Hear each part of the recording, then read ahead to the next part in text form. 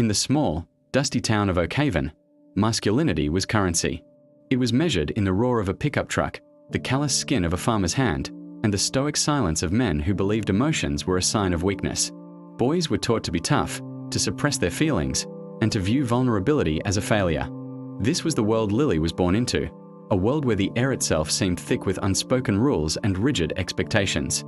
From a young age, Lily felt like an outsider. She wasn't loud or boisterous.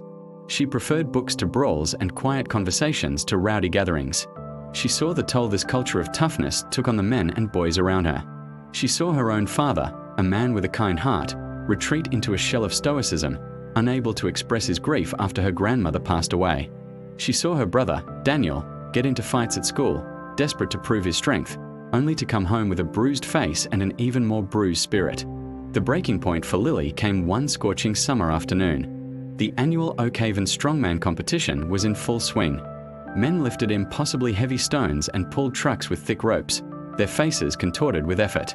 The crowd cheered wildly, celebrating raw, physical power. But then, something went wrong. A young man named Thomas, eager to impress his father, attempted a weight far beyond his limit. There was a sickening crack, and he crumpled to the ground, his leg twisted at an unnatural angle. As medical personnel rushed to his side, a hush fell over the crowd. But what struck Lily wasn't just the accident, it was the reaction. Thomas's father didn't run to his son. He stood frozen, his face a mask of shame and disappointment. Later, Lily overheard him muttering to another man, "He should have known his limit. Crying about it won't fix his leg." That night, Lily couldn't sleep. The image of Thomas's pain and his father's cold reaction replayed in her mind. She realized this wasn't just about being strong. It was about a fear of being perceived as weak. A fear so profound it could sever the bond between a father and his suffering son. She decided she had to do something. Her idea was simple, yet revolutionary for Oakhaven. She organized a storytelling night at the town's community hall. She called it Oakhaven's Other Strengths. The concept was for people to share stories not of physical prowess, but of emotional resilience, of vulnerability, of times they felt weak but found a different kind of strength. At first, the idea was met with skepticism and even ridicule. A crying circle? No thanks, one man scoffed. But Lily persisted. She personally invited people, explaining her vision. She talked to her brother, Daniel, who, after some hesitation, agreed to be the first to share his story. The night of the event, the hall was sparsely filled. But as Daniel stood up, his voice trembling at first, and spoke about the pressure to fight, the fear of not being man enough, and the loneliness that came with it, the room grew silent.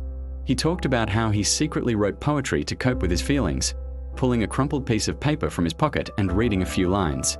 When he finished, there wasn't thunderous applause. Instead, there was a moment of profound, shared understanding. Then, an old farmer, a man known for his gruff exterior, slowly stood up. He spoke about the crushing weight of a failed harvest years ago and how he'd never told a soul, not even his wife, about the despair he felt, fearing it would make him less of a provider, less of a man. One by one, others followed. A mechanic talked about his anxiety. A high school coach spoke about the pressure to always be a pillar of strength for his team, even when he was falling apart inside. Women shared their stories too, speaking of the men they loved and the emotional walls they couldn't seem to break through. That night, something shifted in Oakhaven. It was as if a pressure valve had been released.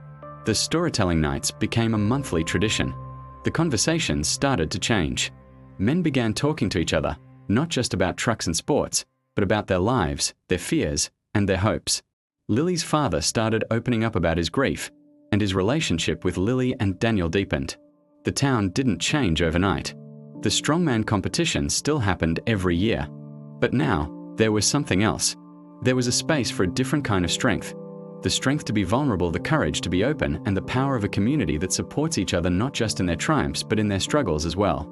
Lily, the quiet girl with the books, hadn't lifted a single stone, but she had moved a mountain. Years passed in Oakhaven, and the seeds of change Lily had planted blossomed in the most unexpected ways. The town that once prided itself on silent strength now found a new, more profound power in emotional honesty. The annual strongman competition, once a spectacle of stoic muscle, was completely transformed. It was now called the Oakhaven Heart and Strength Festival. Sure, they still lifted heavy things, but the main events were different. There was the log lift of gratitude, where competitors shared what they were thankful for with each lift. The Atlas Stone of Burdens, where they spoke of a personal struggle before hoisting the stone. It became a celebration not just of physical power, but of the courage it takes to be vulnerable. Families that had been fractured for generations began to heal. Fathers and sons, who had only ever communicated through grunts and nods, finally started talking. I remember seeing old Jacob, a man who hadn't spoken to his son, Tom, in 20 years after a business argument. They met at the new town square, not with fists or angry words, but with tears. Jacob finally said, "I was scared, son. Scared I failed you." Tom, with tears of his own, replied, "I was just scared I wasn't enough for you, Dad." They embraced right there, and it was like a dam breaking, not just for them, but for everyone who witnessed it. Oakhaven was no longer a town of stone-faced statues. It was a community of beating hearts. The town's very identity shifted. Tourists didn't just come for the quaint scenery anymore. They came to experience the Oakhaven spirit. Workshops on communication and empathy became a bigger draw than the old logging museum. The town's motto, once strength in silence, was unofficially replaced by strength in connection. Lily, now a young woman, watched this all with a quiet pride. She hadn't performed a miracle. She had simply given her neighbors permission to be human. But true strength is always tested. The challenge came not from within, but from without. A massive corporation set its sights on Oakhaven, planning to buy up the old forest for a huge, impersonal resort that would have destroyed the town's character and environment. The Oakhaven of old would have met this threat with anger, protests, and maybe even sabotage. It would have been a fight of brute force against brute force, and they would have likely lost. This new Oakhaven chose a different path. Instead of picket lines, they organized a town meeting with the corporate executives. But it wasn't a meeting of demands and threats. One by one, residents stood up and spoke from the heart. They didn't just talk about property values or environmental impact. They talked about what the forest meant to them.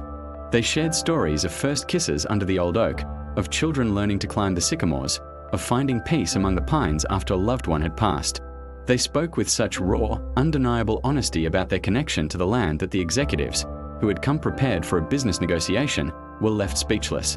They were confronted not with an obstacle, but with a community soul. In the end, the corporation didn't just back down, they were moved. The lead executive, a man known for his ruthless tactics, was seen quietly wiping a tear during old Jacob's story about the forest. They ended up partnering with the town on a small, eco-friendly retreat that honored the local spirit, even funding the expansion of the community center. Oakhaven had faced its greatest challenge not by becoming harder, but by becoming softer. They had proven that true, lasting strength isn't about hiding your feelings. It's about having the courage to share them. The town's transformation was complete. It stood as a living testament to the idea that empathy is not a weakness, and communication is the most powerful tool we possess. Lily, watching the sunset over the protected forest, knew that the story of Oakhaven was a story of hope, a reminder that even the hardest stone can be reshaped by the gentle, persistent flow of the human heart. Thanks for listening to our story today. If you enjoyed it, please like and subscribe for more tales of transformation. She had shown Oakhaven that true strength wasn't about hiding your feelings, but having the courage to share them. Thank you for watching.